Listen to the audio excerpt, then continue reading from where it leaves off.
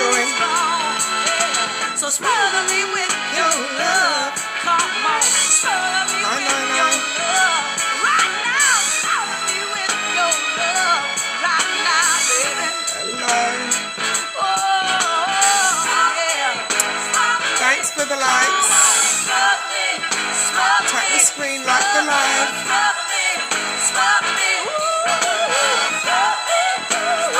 Just waiting for a few more people to join before I talk about finding your voice. Finding your voice, speaking up when it matters. Speaking up with when it matters. So the theme today is learning to speak up and own your power in every space that you're in, finding that voice and being confident with that.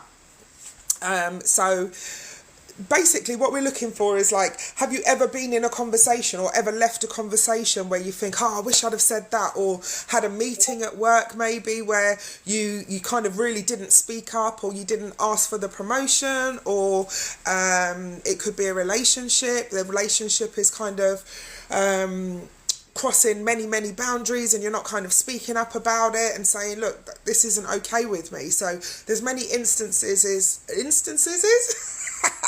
there's many scenarios where we're actually not speaking up when we really want to, and it's kind of just looking at some of the strategies that I've used before to help me to speak up and to find my voice and to find my purpose, and seeing if that can help anyone else do the same. So yeah, definitely learning to find your voice and speaking up when it matters, which is really important in this day and age. So yeah, if you've ever left a conversation or left a scenario where I think, oh, I wish I'd have said that, or I wish I'd have said that, or this was an opportunity for me to really kind of showcase myself or protect myself, or yeah, let me know if you've ever kind of been in that situation. Just put a yes in the chat if you've ever left a conversation thinking, I wish I'd have said that.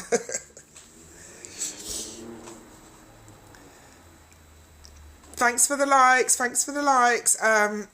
Right, so what I'll do is I'm going to kind of talk about a scenario. I'll take it away from corporate actually, because a lot of the content that I've been speaking about, or a lot of the lives that I've been speaking about, has been based around kind of the corporate. I'll drop a few nuggets around corporate and about my entrepreneurial journey, and then the times and the tools that I've used to speak up before. A couple of things.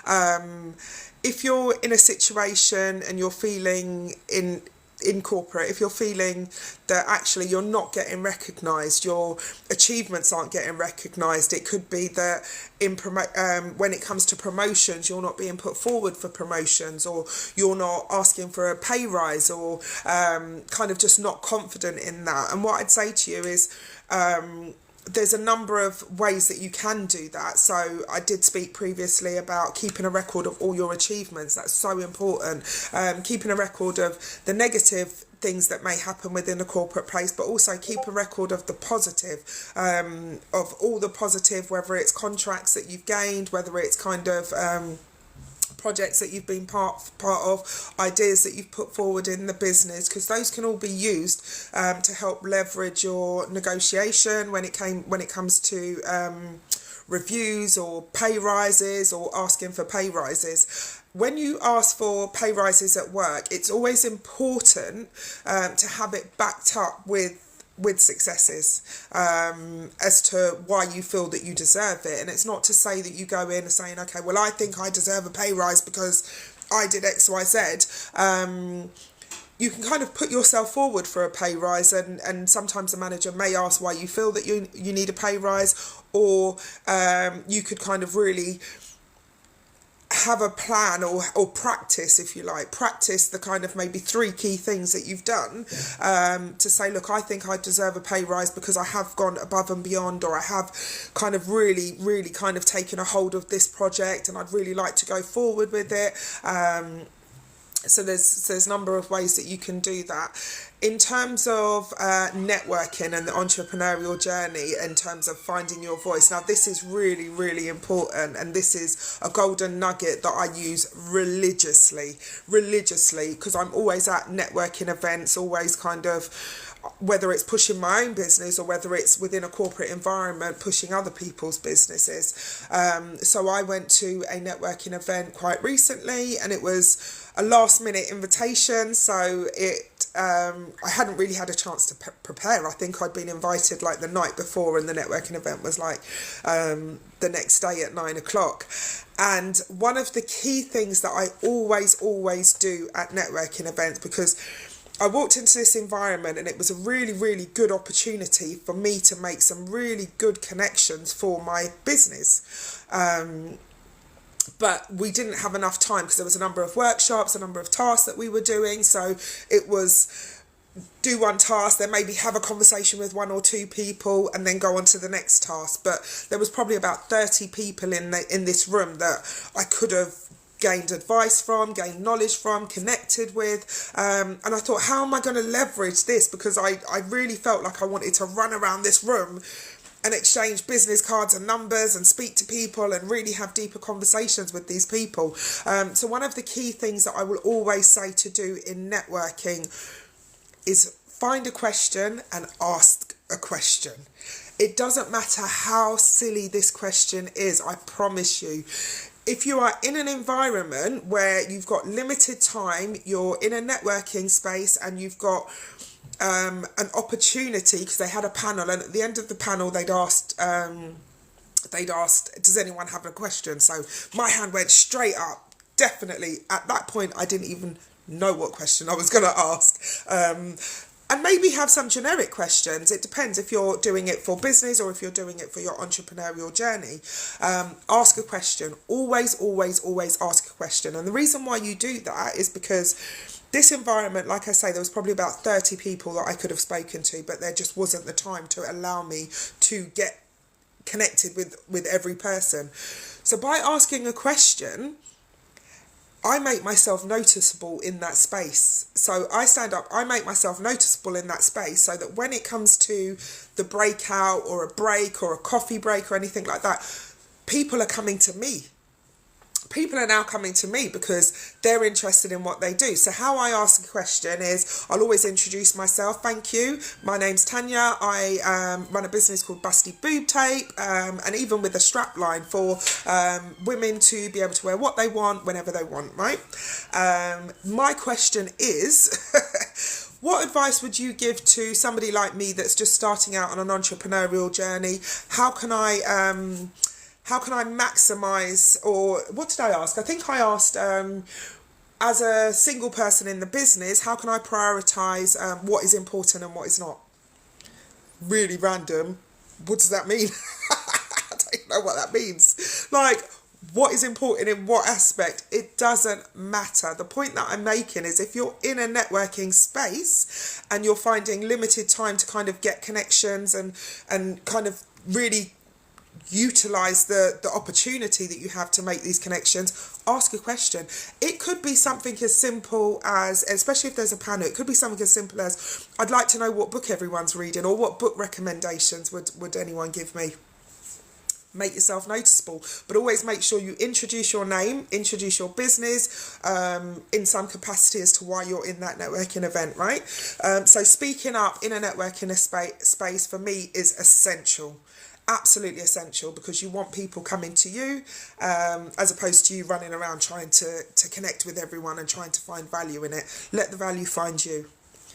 Massive golden nugget. Please, if anyone is going to implement that from now on, please just drop anything in the chat.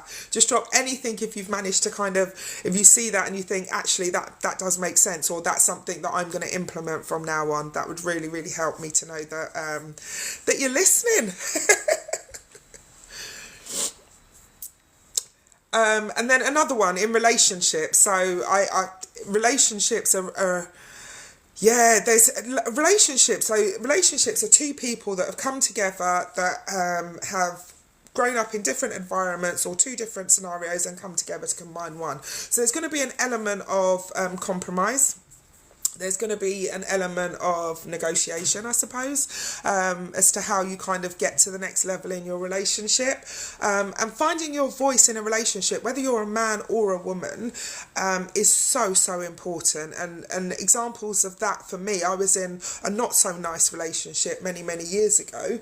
And as a confident person and an outwardly confident person, it's almost like it dawned on me one day that I felt that I'd lost my voice in this situation. I felt that I'd lost my voice because I was always trying to avoid confrontation with this person.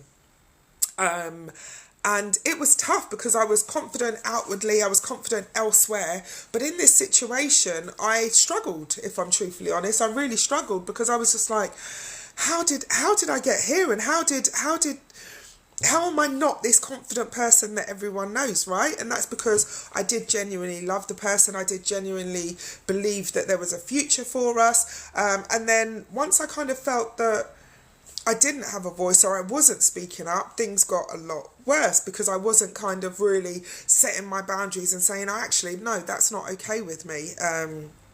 And like I say, this was many, many years ago. So for me, it's really, really important to understand what are your non-negotiables, what are the things that you can negotiate against, and find your kind of voice in saying that. If you know that, I mean, I'm not a relationship expert, so please don't come for me if you're not. If you're literally in a relationship and you want advice, then I'd say speak to your kind of married friends and kind of get that advice, whether it's your ministry or anything like that. This is just my experience, where I was in a relationship and yeah, the relationship was not nice, and I really, really struggled to kind of speak up and say, no, this is not okay. And the turning point for me, if I'm truthfully honest, was seeing the impact that it had on my daughter at the time, who was probably about 7 at the time.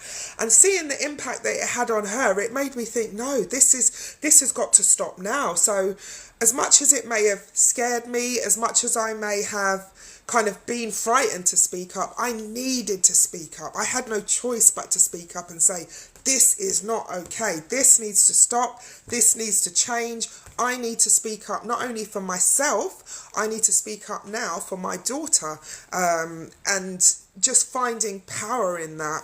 And once I did speak up, oh my God, I promise you, the tables turned and the power turned, because once I decided that actually this was my boundary, you've crossed my boundary, which was affecting my daughter in this way, my decision has now affected my daughter, there was no going back on it.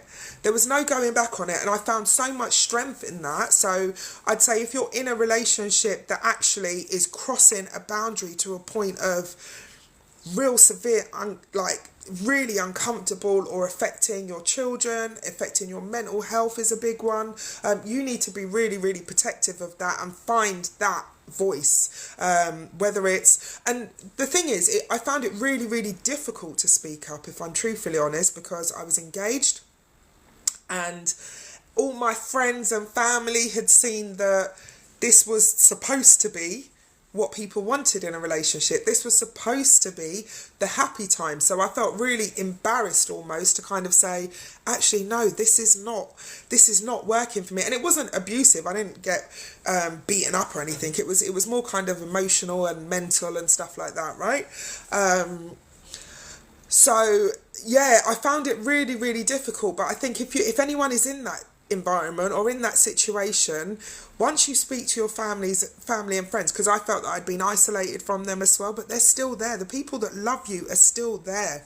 They still love you. They still care for you. They still want to support you. They don't want to see you going through struggles and turmoils, and they don't want to see your downfall. Like, they really, really don't. So as much as it may be embarrassing, or you think it's embarrassing, to them it's not embarrassing. To them it's actually a relief, probably most of the time, because what you'll find is when I did speak up and I did kind of break away from that situation, that's when everyone starts to talk. That's when everyone was like, thank God. It's like, why didn't you say that before? Because I feel like if people have said that before, it probably would have been easier for me to speak up. And then I suppose that's a flip side as well, is that if you see your friend or family going through a situation, speak to them. Ask them if they're okay. And not, are you okay? Yeah, I'm fine, thank you. I'm quite lucky that I have a cousin that she will phone me and say, are you okay? And I'll be like, yeah, I'm fine. And she'll literally, no, are you okay? And I love that for her. I love that for me. I love that for her, because it's such an important thing, because I think people automatically say, yeah, I'm fine. And that's another thing to speak up about. If you're not fine, it's okay to say you're not fine. It's okay to say, no, I'm not fine. I'm struggling today, or I'm struggling with this element, or I'm struggling with this part of my life. Because what you'll find is that people that love you will want to help you. They'll want to support you, right? They don't want to see your downfall. If there's something that you're not okay with, yeah, you need to be kind of confident to just say, do you know what? And I do it all the time. As much as I'm a confident person, and I'm literally, and everyone's expecting me to be this confident, I still need respite from that. I still need that safe space. I still need to kind of have somebody say, are you okay, Tan? Or it's all right. And I've learned that over the years. And it's, do you know what? It's so funny, because like certain people will phone me, and I'm not saying be kind of open up yourself to everybody, because not everybody is there for you, but the certain people, or the few people that you may have, it's okay. I mean, I've got somebody that phones me and I'm like, no, I'm not okay. I'm tired. I'm stressed. I'm overwhelmed. And that's fun. And it's so much release to get it out there.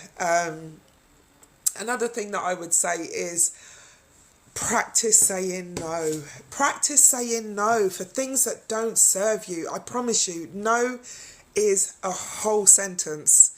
And it's not easy. It really isn't easy. And that's why I say practice. You have to really practice saying no to things that do not serve you. And I have a friend, and I absolutely admire this girl. She doesn't even know how much I admire her. From a young age, she always used to say, listen, if it don't benefit me, I'm not interested.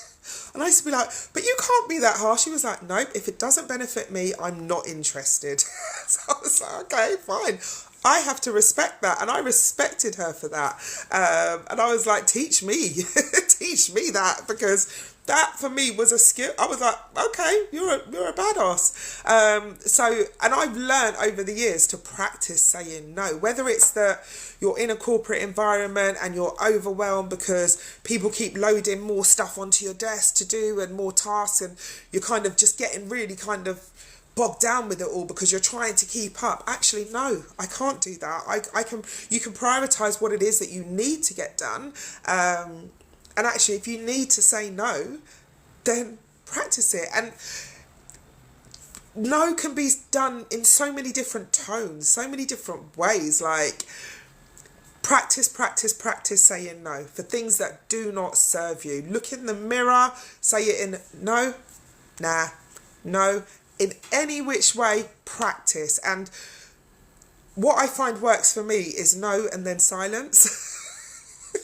And maybe this is the salesperson in me. So as a salesperson, we're trained that when you're kind of in the art of negotiation, that the first person to speak, once you've kind of put your proposal together, is almost the loser, right? So you'll be kind of saying, okay, well, the price is X, Y, Z, and they're trying to negotiate, and you say, no, the price is 52p, let's say, right?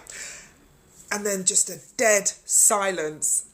And I've done it so many times. I used to work in recruitment, and just the power of silence for the person that breaks the first tends to be the person that says, oh, go on then. So saying no and then silence, and I hope I'm making this clear because I feel like I'm waffling a bit, and I really hope I'm not, but when you're practicing your no's, using the power of silence at the end of it stands so affirmative, stands so final, because then you don't find yourself justifying your no. And that's another thing, don't justify your no.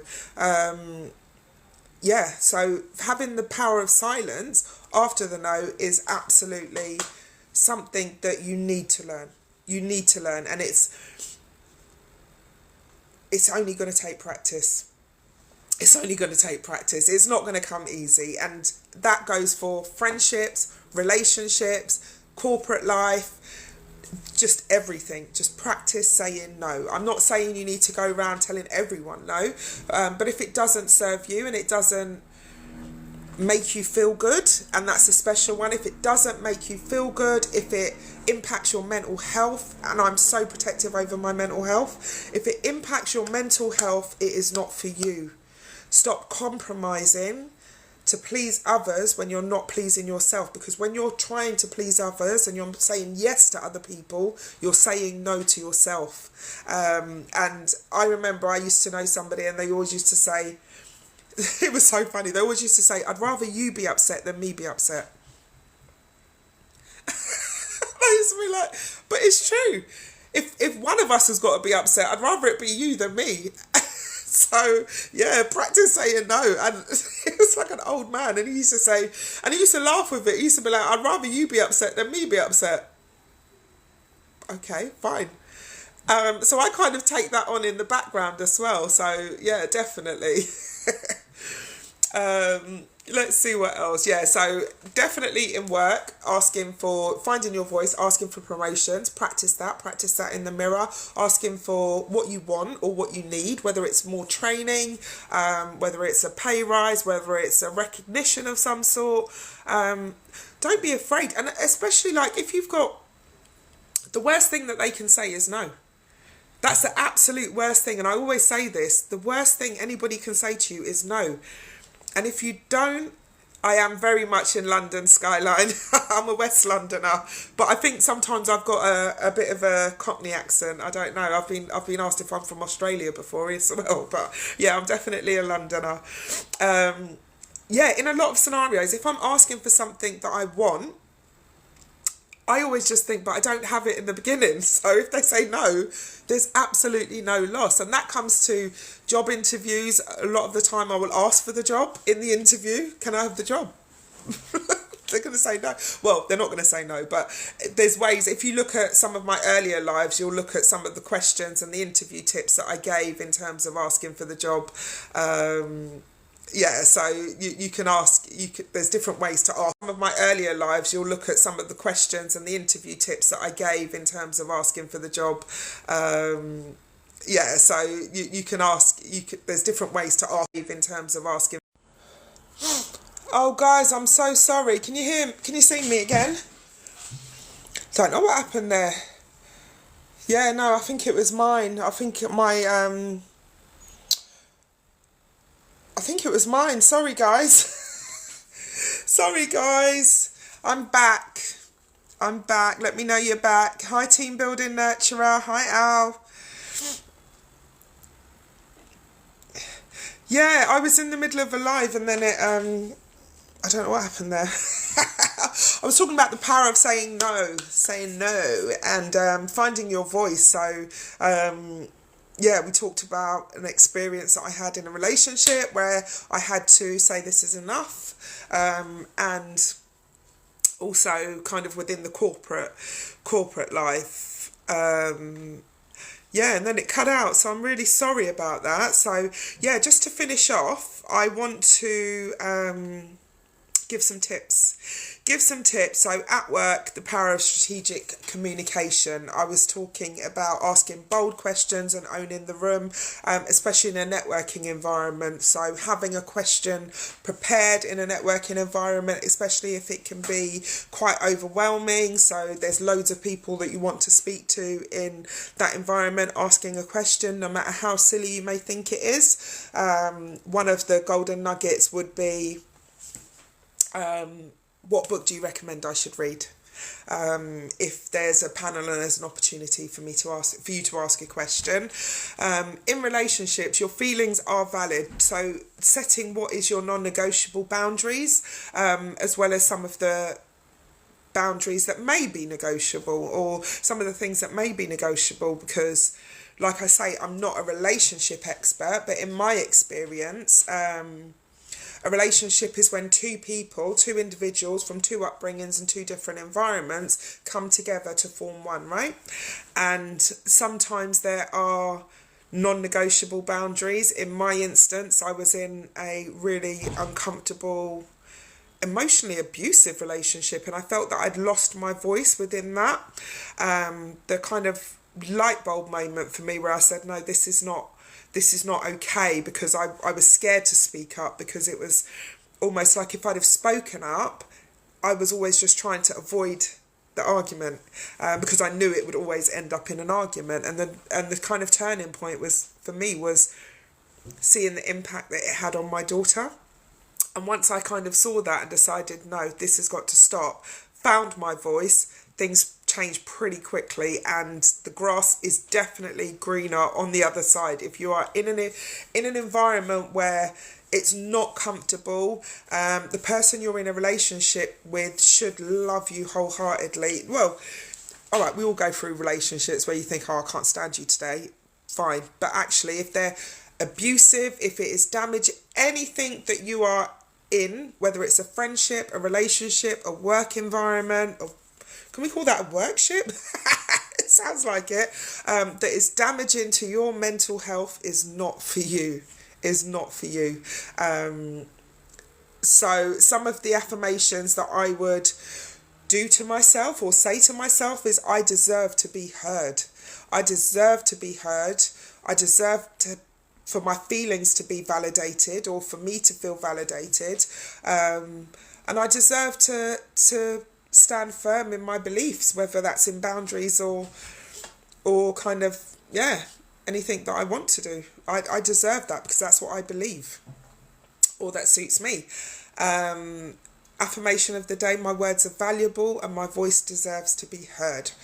So, homework: choose one situation where you need to set a boundary. Choose one situation, whether it's work, whether it's friendships. Figure out what that boundary is and stick to it. You're free to inbox me and kind of say, okay, well, how would you deal with this situation? And I'll give you suggestions, and we'll take it from that. Do you know what's quite a good one, actually? Record a voice note to yourself. Hyping yourself up.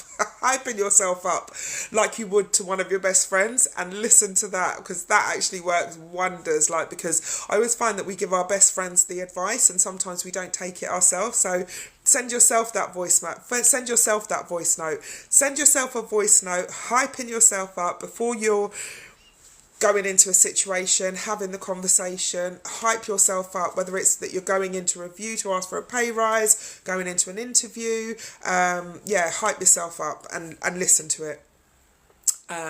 Some of the songs that I use: so Run the World, Beyonce, I'll tag them all. Can't Hold Us Down, Christina Aguilera. And in terms of relationships, Smother Me With Love, or Smother Me by Betty Wright. So that's it. So tomorrow I am going to talk about how I built my brand from self-doubt to founder of Busty Boob Tape. So if you've ever dreamed of kind of taking the step to on your entrepreneurial journey, how I found the confidence to do that, how I found the confidence to leave corporate and actually put my vision into action. So I'll be dropping some nuggets. Tag a friend who needs to hear any of these messages. All of my previous lives, this is now day six I think, I'll have to double check, they're all up on YouTube. So I would love if you could like, subscribe, share, follow, all of that. I've committed to 14 days of live, having shied away from it for so long, but I'm doing it. So thank you so much for joining. Love you guys all. Speak to you soon.